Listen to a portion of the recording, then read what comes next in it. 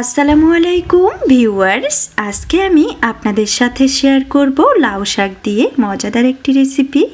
তবে আজকের এই লাউ শাকগুলো আমি রান্না করব আলু এবং বেগুন দিয়ে।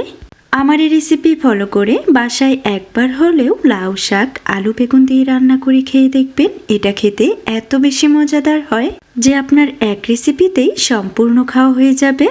আশা করছি আমার আজকের এই রেসিপি সবার কাছে অনেক ভালো লাগবে। চলুন তাহলে ঝটপট দেখে নিই।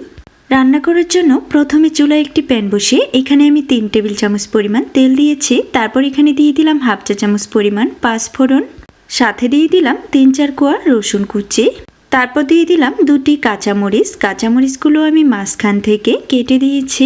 এরপর এই ফোড়নগুলোকে তেলের সাথে নেড়েচেড়ে খুব সুন্দরভাবে ভেজে নিয়েছি। তারপর এখানে দিয়ে দিচ্ছি আগে থেকে কেটে রাখা আলু বেগুন।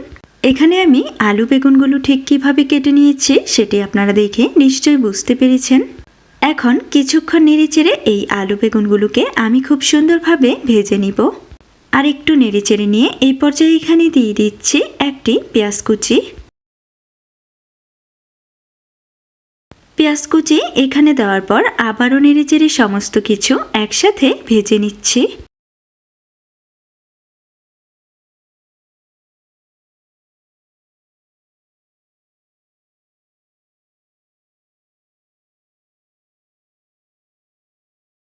এভাবেই কিছুক্ষণ নেড়েচেড়ে নেওয়ার পর আলু বেগুনগুলো যখন খুব সুন্দরভাবে ভাজা হয়ে যাবে, ঠিক এই পর্যায়ে এখানে দিয়ে দিচ্ছি আগে থেকেই ধুয়ে পরিষ্কার করে রাখা লাউ শাকগুলো। আর লাউ শাকগুলোকে আমি ছোট ছোট টুকরো করে কেটে নিয়েছি।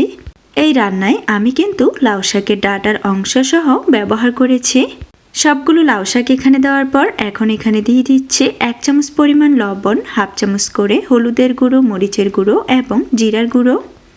এই সবগুলো মশলা উপকরণ এখানে দেওয়ার পর এখন নেড়েচেড়ে খুব সুন্দরভাবে মিক্স করে দিচ্ছি।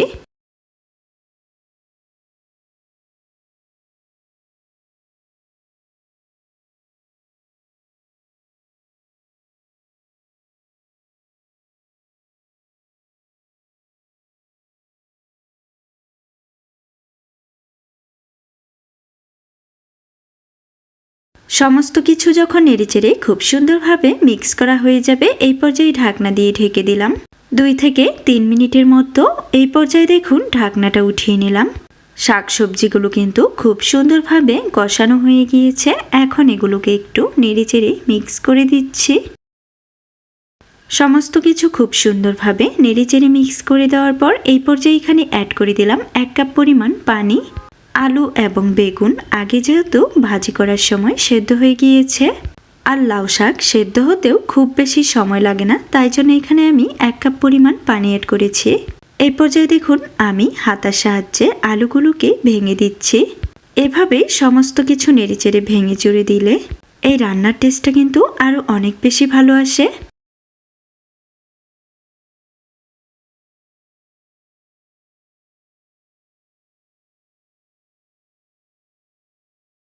তো সমস্ত কিছু খুব সুন্দরভাবে নেড়েচেড়ে দেওয়ার পর এই পর্যায়ে আবারও ঢাকনা লাগিয়ে দিলাম।